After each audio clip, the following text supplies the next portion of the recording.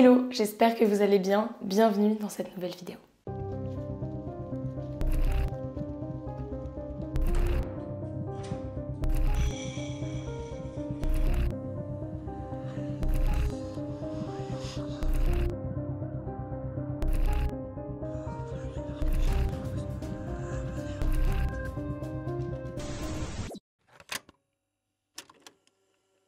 Rita Curran naît le 21 juin 1947 dans la ville de Brooklyn, située dans l'état de New York aux États-Unis, et elle grandit avec ses parents, qui sont Thomas et Mary Curran, ainsi que son frère, qui est aussi appelé Thomas, et sa sœur, qui est aussi appelée Mary. Pas très original les prénoms. Elle a une enfance très joyeuse avec beaucoup d'amour et pendant son enfance, ses parents décident de déménager à Burlington dans l'état du Vermont. Son père trouve un travail dans les locaux IBM et il a un deuxième travail puisque lui et sa femme ouvrent un restaurant dans un petit chalet situé au bord d'un lac. Et en plus de ça, ils louent aussi des espèces de petits chalets pour que les gens viennent se ressourcer, passer un petit moment et c'est situé au bord du lac Arrowhead Mountain Lake. Ce qui est sûr là-bas, c'est que tout le monde les aime bien, ils luttent pour la préservation de la nature et leur activité donc avec le restaurant et la location de chalets, ça s'inclut un peu dans ce cadre de préserver la biodiversité et donc tout le monde les aime bien puisqu'ils ramènent des touristes, donc ça ramène un petit peu de monde dans la région et en plus de ça, c'est respectueux de l'environnement. Bref, leur fille Rita suit des cours à Mount St. Mary's Academy, c'est une école privée catholique qui est uniquement constituée de filles et qui est très renommée. Après ça, elle va poursuivre ses études à Trinity College, puis à l'Université du Vermont et elle va obtenir son diplôme en 1969. Ce qui lui plaît beaucoup, c'est d'apprendre aux autres. Petit à petit, elle se dirige vers des études pour devenir professeure, et notamment pour l'école élémentaire, et elle finit professeure de deuxième année à l'école élémentaire de Milton, ce qui correspond au CE1 en France. Elle aime apprendre aux autres, pas seulement, puisqu'elle aime aussi apprendre des choses pour elle, pour sa culture personnelle. Donc pendant l'été, elle décide de suivre des cours, comme ça, complémentaires à l'Université du Vermont. Pendant cette période, pour avoir aussi un peu de sous, elle a un petit boulot de femme de ménage et elle est au Colonial Motor Inn. En 1971, Rita a 24 ans et elle se décide de quitter le cocon familial et d'aller vivre en colocation. Pour elle, c'est une étape très importante, c'est la première fois qu'elle quitte le domicile familial. Donc au début, vous savez comme c'est un peu compliqué, il faut apprendre à vivre déjà seule, mais aussi, comme elle est en colocation, à vivre avec d'autres personnes qui ne sont pas des personnes de sa famille. Et notamment, parfois, à les supporter. Ceci dit, elle ne part pas très loin puisqu'elle reste dans la ville de Burlington et elle s'installe au 17 Brooks Avenue. En fait, dans l'appartement, il y a deux chambres distinctes. Dans une des chambres, il y a Rita et sa colocataire Beverly. Et dans une autre chambre, il y a un couple composé de Paul Robinson et Carrie Dwayne. Pour Rita, ça se passe plutôt bien. Voilà, elle vit sa petite vie tranquille. Elle n'a pas de problème avec ses colocataires. Tout se passe bien. Cependant, on ne peut pas dire qu'elle ait vraiment noué des liens avec ses colocataires. Au final, elle n'est pas très souvent dans l'appartement puisque soit, elle est au travail, donc la journée, elle n'est pas dans l'appartement. Et quand elle y est le soir, c'est pour dormir. Ou alors même des fois le soir, elle retourne chez ses parents et des fois elle va même voir des anciens amis. En fait, elle n'a pas vraiment d'objectif de se faire des nouveaux amis ou de créer plus de liens avec ses colocataires. Dès qu'elle a du temps libre, elle retourne à Milton pour voir ses parents, sa famille et puis ses amis proches. En plus de son travail, Rita, elle aime chanter et elle fait même partie d'une chorale à Burlington Barbershop Quartet. Si je vous dis ça, c'est parce que le 19 janvier 1971, elle les retrouve le soir, ils font des répétitions, puis une fois qu'elle a fini, elle rentre chez elle. Quand elle rentre, elle se couche directement, elle passe pas de temps avec ses colocataires. De leur côté, Paul et Carrie, qui sont en couple, eux, ils sont sortis en ville pour faire la fête, donc avec des amis à eux, et vers 23h, ils envoient un message à leurs deux colocataires, Rita et Beverly, pour leur dire, voilà, on est ici dans tel bar, si jamais vous voulez nous rejoindre pour faire la fête, vous êtes les bienvenus. Il est un peu plus de 23h15 quand Beverly répond que Rita dort déjà, mais que elle veut bien les rejoindre, et c'est ce qu'elle fait, elle les rejoint en ville. À minuit 30, après avoir pris quelques verres au bar, les trois colocataires rentrent dans l'appartement, et quand Beverly rentre dans sa chambre, elle hurle d'effroi, ce qui directement alerte Paul et Carrie. Nous sommes donc le mardi 20 juillet 1971, lorsque Beverly rentre dans sa chambre, elle découvre le corps sans vie et massacré de sa colocataire Rita.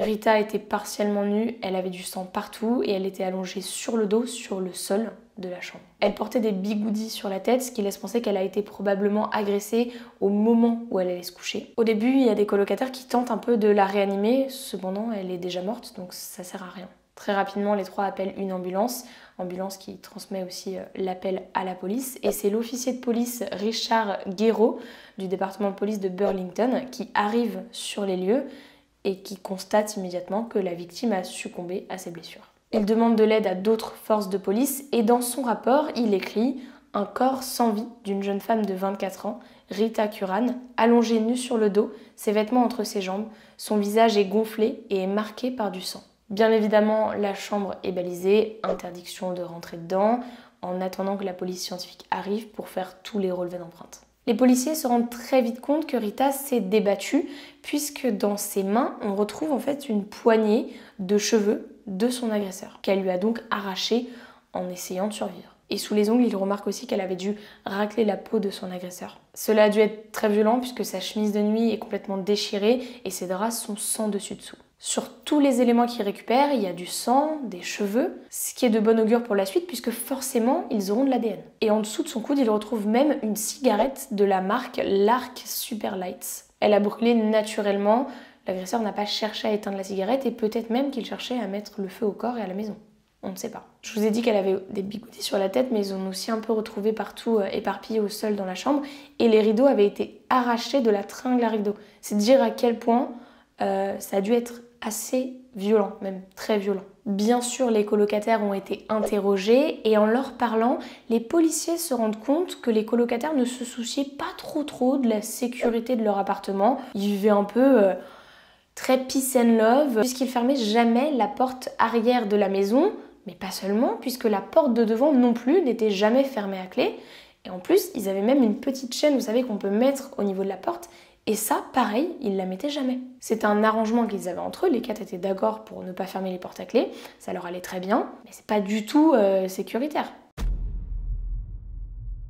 L'officier Guéraud interroge également le voisinage et il commence par l'immeuble. Il n'arrive pas à interroger les voisins du 2e étage, cependant il arrive à voir ceux du 3e étage. Au 3e étage vit un couple composé de William de Ross et de sa femme qui s'appelle Michelle. Selon William, ils ont passé la soirée ensemble, voilà, et ils n'ont rien entendu.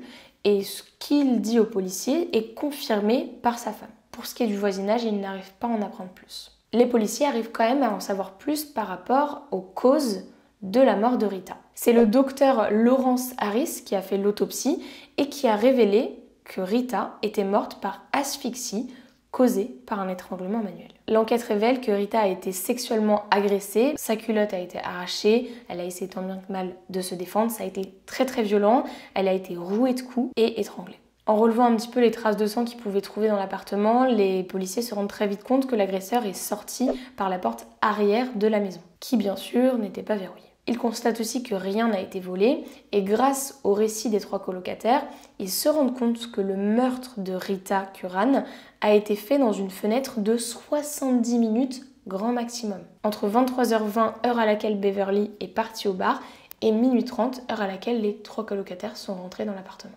C'est tout ce qu'on sait sur cette affaire. On n'en sait pas plus. Les policiers n'arrivent pas à avoir d'autres pistes. Cependant, les années suivantes, il y a plusieurs suspects plus ou moins sérieux qui ont été envisagés, dont un très connu et que je suis sûre vous connaissez tous, qui s'appelle Ted Bundy. Pourquoi il a été envisagé comme étant un suspect? Pour 2 raisons. La première parce que la victime ressemblait à la fiancée de Ted Bundy, à sa première fiancée. Et la deuxième parce qu'il avait grandi dans le coin et donc il connaissait pas mal la région. Et il y en a une troisième, c'est aussi parce que le motel dans lequel Rita Curran travaillait était situé pas très loin d'Elizabeth Lund.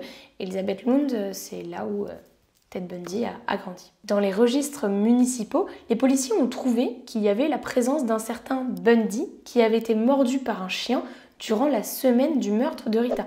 Ce qui prouve que le certain Bundy en question était dans cette ville à ce moment-là. Le problème, c'est que la date à laquelle Rita Curran a été tuée ne correspond pas à la localisation de Ted Bundy à ce moment-là. Mais vous connaissez certainement le personnage. Il aimait bien un peu laisser planer le doute sur cette affaire-là. Et il aimait bien dire oui, c'est possible que je l'ai tué, un peu en sous-entendant, vous savez, j'ai tué tellement de femmes que je me rappelle plus de toutes, mais c'est fort probable puisque je connais ce coin-là et que j'ai déjà été dans ce coin-là. C'est le détective Robert Skill qui avait interrogé Ted Bundy, donc il avait un peu quand même enclenché le fait de dire c'est moi, alors qu'au final, la veille de son exécution, le 22 janvier 1989, il a tout nié à l'agent du FBI William Agmar. Bon, eh bien ça fait un cold case en plus dans la longue liste des histoires non résolues aux États-Unis. Heureusement aujourd'hui, grâce aux nouvelles techniques et puis au progrès qu'il y a eu sur la recherche d'ADN, on arrive à réduire la liste. Mais des fois, ça peut mettre 10, 20, 30, 40 ans pour arrêter un meurtrier. Et la plupart du temps, ils sont déjà morts. Ce qui a été très dur pour la famille, c'est déjà de ne pas savoir qui avait tué leur fille, puisque quand on ne sait pas, on n'arrive pas vraiment à faire son deuil. Et en plus de ça, ils trouvaient que les recherches, n'étaient pas très modernes. Ils trouvaient ça dingue, en fait, que les policiers aient pu récupérer du sang, des cheveux, mais qu'ils n'en fassent rien et qu'ils n'arrivent pas à retrouver un ADN alors qu'ils avaient des preuves sous la main. Le tournant de cette affaire, il a eu lieu en 2014, soit 43 ans après le meurtre de Rita. C'est le chef de police John Murad qui rouvre un peu les dossiers et qui se dit bon, là, il faut qu'on réussisse à trouver de l'ADN. On a de la peau, on a du sang, on a des cheveux et on a aussi le fameux mégot de cigarette qui avait été retrouvé sur la scène de crime et qui pourrait être exploité. C'est ce qu'il fait. Problème, l'ADN ne correspond à aucun fichier qui est enregistré. Et ça, c'est dans le comté, mais aussi dans tout le pays. Déduction assez simple, le tueur de Rita n'a jamais eu affaire à la police et n'a pas de casier criminel. Encore une fois, l'enquête s'essouffle et il faudra attendre 2019 pour qu'on arrive un peu sur quelque chose de sérieux. Cette fois-ci, on décide de travailler sur la technique de la généalogie, toujours sur le mégot de cigarette. C'est une nouvelle équipe de détectives et travailler avec la généalogie, ça permet d'avoir des parents de la personne en question et donc de raccrocher comme ça les wagons. Parce que certes, ils n'ont pas retrouvé à qui appartenait l'ADN, mais des fois, avec les parents, les relations, ils peuvent en fait relier tout ça et arriver sur une personne. La personne en question, c'est William de Ross. Ce nom vous dit quelque chose, non? Bon allez, je vous remémore un petit peu. Quand les policiers ont décidé d'interroger le voisinage, ils sont allés au 2e étage, il n'y avait personne. Ils sont allés au 3e étage, bingo, il y avait un couple. Ce couple était composé de William de Ross et de sa femme Michelle. La police fouille un petit peu et ils se rendent compte que le couple de Ross a quitté rapidement le Vermont peu après la mort de Rita. Ils ont quitté le Vermont mais pas ensemble, puisqu'ils se sont séparés. William de Ross, lui, il est parti en Thaïlande. Il a été chez les moines bouddhistes, il est resté un temps là-bas, puis il est revenu aux États-Unis. Par contre, il est décédé d'une overdose à San Francisco, c'était en 1983, il était âgé de 46 ans. Son ex-femme, elle est partie à Eugene, c'est dans l'Oregon, et elle a même changé d'identité. Comment sont-ils arrivés jusqu'à cet homme? Eh bien, la police a retrouvé un demi-frère, qui était encore vivant, et qui a accepté de donner un échantillon de son ADN, et ils l'ont comparé avec celui qui avait été retrouvé sur la robe de Rita. Ensuite, ils ont fait le rapprochement. La seule personne qui pouvait interroger, c'était son ex-femme, puisque c'est la seule qui était encore en vie à ce moment-là. Et quand il lui parle, elle leur avoue qu'en 1971, elle leur avait menti. Le soir où Rita Curran a été tuée, son ex-mari s'est absenté pendant un petit moment. Selon la police, notamment selon Thomas Chanek qui l'a interrogé, Michelle ne savait pas et ne se doutait pas que c'était son ex-mari qui avait tué Rita. Puisqu'en fait, lui, la seule chose qu'il lui avait dit, c'était de mentir sur le fait qu'ils avaient passé la soirée ensemble et de ne pas révéler que lui s'était absenté. Mais par contre, à aucun moment, elle pensait qu'il était descendu pour tuer Rita. S'il lui avait demandé de mentir, c'est tout simplement puisqu'il avait déjà des antécédents criminels et qu'il n'avait pas envie que la police le suspecte alors qu'il n'avait rien fait. Ça faisait pas très longtemps qu'ils étaient mariés et cette nuit-là, ils ont eu une très grosse dispute. William de Ross, qui était âgé de 31 ans, était connu pour ses accès de violence, de colère. Et quand la dispute a éclaté entre eux, il a décidé de sortir pour prendre l'air et puis se vider la tête. La raison pour laquelle il a tué Rita, c'est tout simplement qu'il a voulu passer sa colère sur quelqu'un. Et c'est tombé sur elle, elle était là au mauvais moment, au mauvais endroit. Et il avait aussi peut-être conscience du fait que les colocataires ne fermaient pas les portes à clé, ce qui lui facilitait grandement la tâche. Quand son frère a découvert qui était l'assassin de sa sœur, il a déclaré « Je ne pense pas tant au type qui a fait ça qu'à Rita, à mes parents et à ce qu'ils ont vécu. Je prie pour Rita et je prie pour mes parents. Petite précision, ses parents étaient déjà décédés quand la police a retrouvé le tueur de leur fille, ce qui est terrible parce que du coup ils ont vécu toute leur vie sans savoir qui avait ôté la vie de leur fille. On a aussi appris que William de Ros s'était remarié à une femme en 1974. Selon cette femme, il était très violent et elle a raconté 2 épisodes qui se sont passés. Le premier, il lui a avoué qu'il avait déjà poignardé l'une de ses amies parce qu'il s'était disputé, qu'il était en colère. Tamina n'est pas décédée, mais tout de même. Il avait été arrêté pour ça et la femme en question n'avait pas porté plainte contre lui. Le deuxième incident qu'elle raconte, c'est qu'un jour, ils étaient en train de manger et parce qu'il était en colère, il a décidé de l'étrangler. C'est d'ailleurs pour ça qu'elle l'a quitté par la suite. Voilà, c'est ainsi que se termine le cold case, qui n'en est plus un, de Rita Curran.